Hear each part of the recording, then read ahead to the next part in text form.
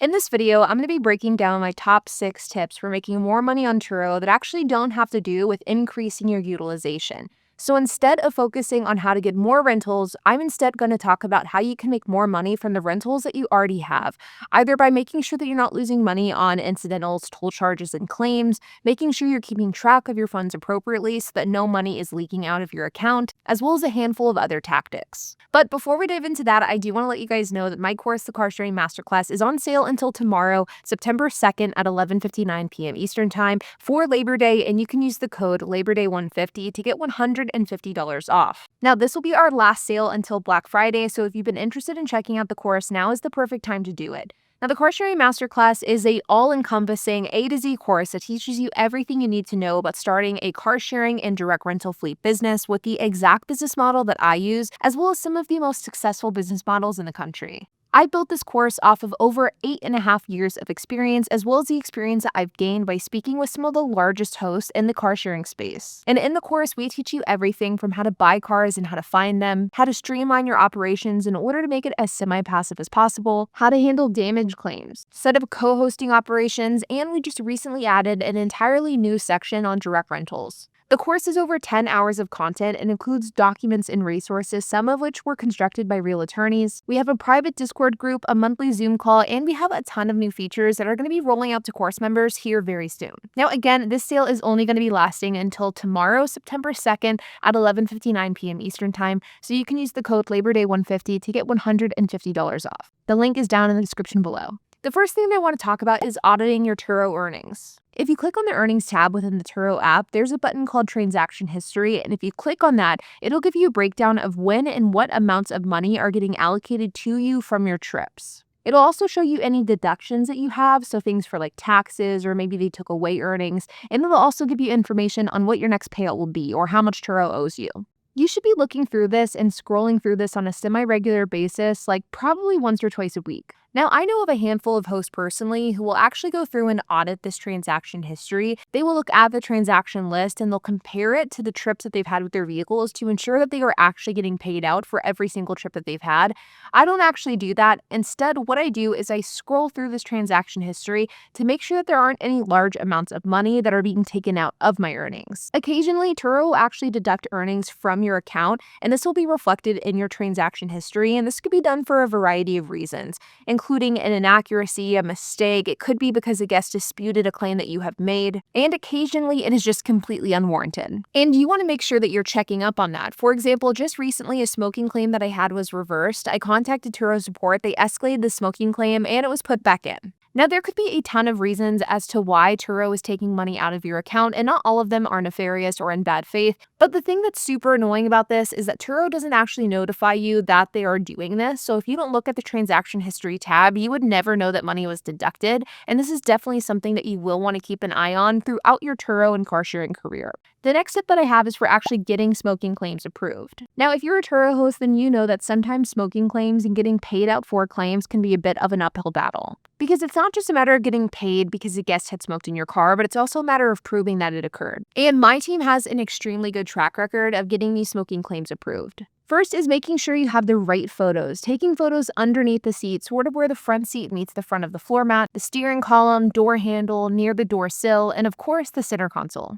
These are traditionally going to be all of the areas where ash is going to accumulate if a guest did smoke in your car. And this is going to be a crucial step because you must show Turo that the car was clean prior to pickup. Otherwise, you will never get a claim approved. Step 2 is to find the evidence when a guest does smoke and to take good pictures. Good lighting is going to be crucial. Don't just use your flash, but actually get a flashlight. And one thing that we always do, which makes a big difference, is we take photos of the ash, but then we'll also take a photo where we smudge the ash with our finger to show that it is in fact ash and not just dirt. The smudging on the finger tactic, I think, is one of the main reasons why we get so many smoking claims approved, because whenever Turo support is able to see that we do have the ash transferred to our finger and it's smudged exactly like ash does, there is no argument that it was dust or rocks or gravel, which is something that I know a lot of newer hosts have trouble with. Next is toll charges. Now, I've talked a lot about toll charges on my channel, and I've said many, many times before that if you are in an area where there are tolls, you should absolutely be requesting for every single toll that is accumulated with your fleet. But if you use Turo's toll automating system, you should also be auditing that on a semi-regular basis. I'm in Dallas, which is an extremely toll-heavy city, but across my fleet, we spend anywhere between $1,500 to $1,800 per month on tolls alone, and there is no amount that I will not request for.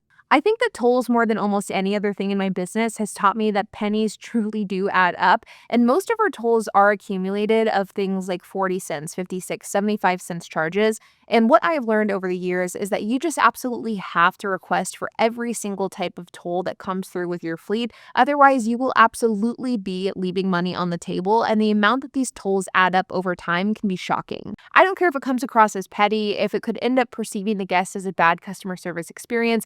I don't care the reasoning, you need to be requesting it. But requesting for tolls isn't enough, and if you are someone who's using Turo's toll automated system, you should also be auditing that regularly. Now, I've been using Turo's toll automated system for quite a while now, and to be honest, at this point in time, I'm not 100% sure where this has rolled out in the country and where it has not. But I do know that in most major toll markets, I believe that this is a feature. And while this works a lot of the time, it sometimes doesn't work. And unfortunately, the times where it does not work can sometimes result in hundreds of dollars in lost tolls. And unfortunately, there are just a number of different reasons as to why Turo's toll automated system may not catch a toll or may miss an entire trip's worth of tolls. There have been times in our fleet where maybe a temporary license plate was switched out for a real one and there was some miscommunication and that led to the toll not working correctly. There's been times where I have mistyped the toll transponder number, and there have been other times where there's been cars that have been late by a couple of days or a few hours, resulting in toll charges that were never collected by the guest. I try to audit my tolls once a month, at minimum once every 60 days, and while this is a task that I very much do not like doing,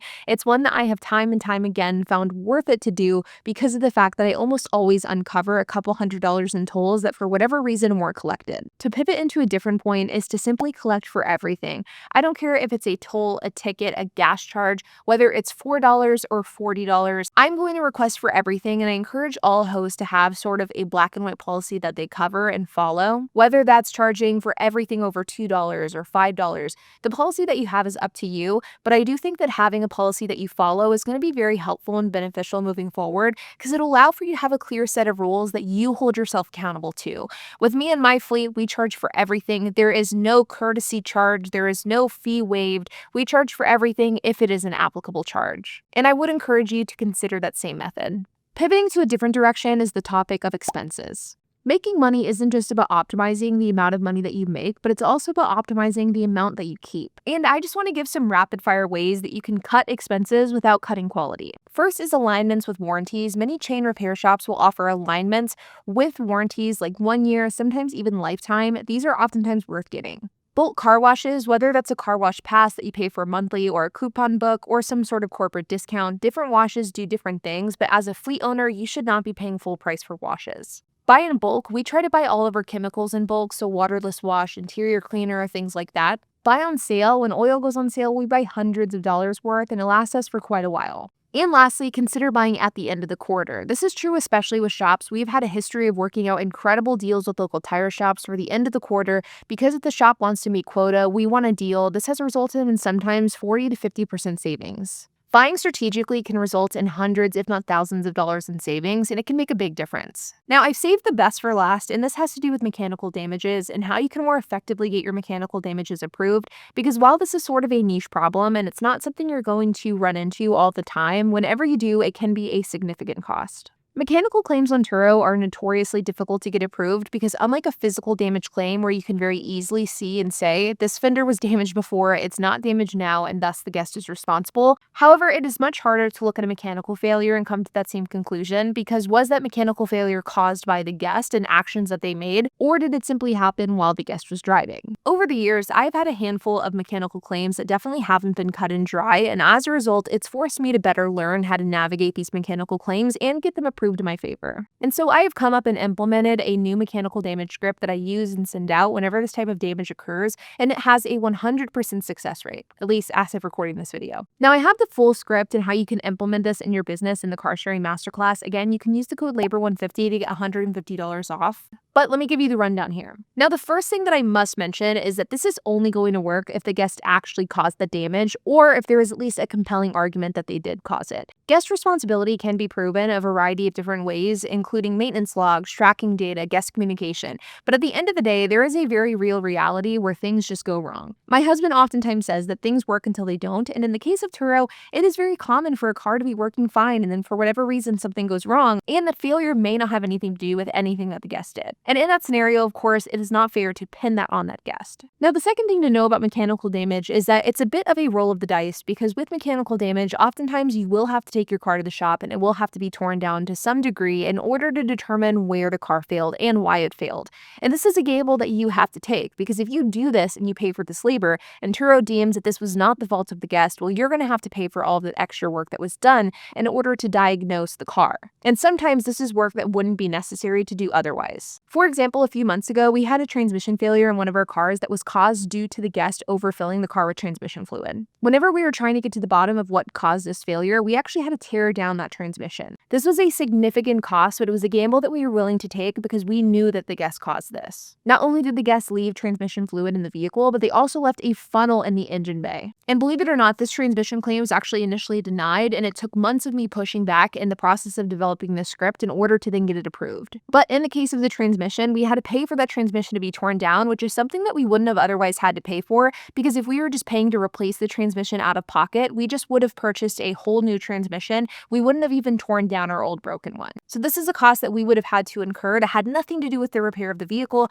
had Turo stuck by their guns of saying that they weren't going to pay. Fortunately, they didn't, and they ended up covering everything. So those are two important caveats whenever it comes to mechanical damage. That's absolutely crucial, because otherwise you may end up costing yourself a lot of money by going down this route. But assuming that you truly believe that the guest is responsible, you have the evidence, and you feel good about moving forward, whenever you file a mechanical damage claim, Turo is going to ask you to take your car to a shop, and they're going to ask for a report to be drawn up, just basically coming to a conclusion of what the shop thinks was happening to this car in order to cause it to fail. But whenever you send that into Turo, I don't want you to only send that report. You should also send kind of your own report that you make. This is going to be something that's going to outline the events of what happened, the different facts, and the evidence to support those facts. I almost like to lay this out sort of like a legal complaint letter with different exhibits and resources as well as cited sources. Now, this is just an example, but it would be something like this. On September 1st, 2025, our guest HP stated that the car died on the highway. The guest claimed that the car just died. However, looking at tracking data, the check engine light came on at 12 p.m., the car lost power at 4:55, and the guest messaged us at 5 p.m. The guests claimed they were not aware of the issue. However, we could see that they stopped at an AutoZone at 12:05 p.m., approximately 5 minutes after the check engine light came on. Upon the return of the car, we found oil in the trunk of the vehicle, and the oil fill cap was not secure, resulting in oil spillage throughout the entire engine bay and extremely low oil in the vehicle. Upon taking the car to our preferred shop, they found that the engine failed due to little to no engine oil, but as you can see from the records, the oil was changed approximately 30 days ago,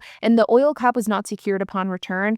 We have concluded that this was the result of actions taken by the guest. With this in mind, we would like for you to escalate this matter as guest damage. We have attached a report from our shop who has come to the conclusion that the lack of oil was due to the unsecured oil cap, and this has caused engine failure. Now, obviously, you don't have to follow the script exactly, and this is just kind of giving you an idea of what you can include with your shop's report, but I have found great success following this type of formula. State the problem, state the events, facts, and evidence, and then state the conclusion. This would be sent along with the report from your shop, any screenshots or evidence that you have, and everything should be easily labeled for whoever is handling your case to easily decipher what you're talking about. Now, if you implement this, I can't guarantee that you're going to have a 100% success rate. However, I can bet that you'll see some success or better success than what you've been doing if you found to have zero luck with these types of mechanical claims. Like always, you guys, I hope that you enjoyed this video. If you have any questions, comments, if you have anything to add, I would love to hear it. So make sure to leave a comment down below. And while you guys are at it, make sure to hit the like button, hit that subscribe button, and hit the notification bell. And I will see you guys in the next video.